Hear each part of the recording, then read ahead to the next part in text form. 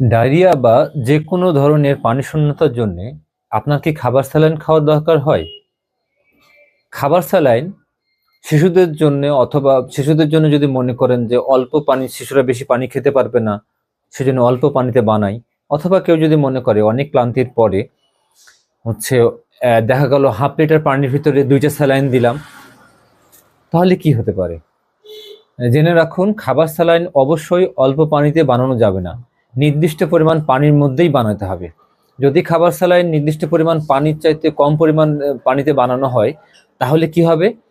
হতে পারে ডায়রিয়া আরো বেশি হয়ে যাবে, পানি শূন্যতা আরো দেখা দিবে। ছোট বাচ্চা যদি হয় সেই ক্ষেত্রে খিঁচুনি দেখা দিতে পারে এবং ঘুম ঘুম ভাব, বমি, এগুলোর উপসর্গ দেখা দিতে পারে। জীবন নাশের একটা সম্ভাবনা আছে, সেজন্য সতর্ক থাকুন। অবশ্যই খাবার স্যালাইনের নির্দিষ্ট পরিমাণ পানির সাথে মিশ্রিত করেই খাবেন।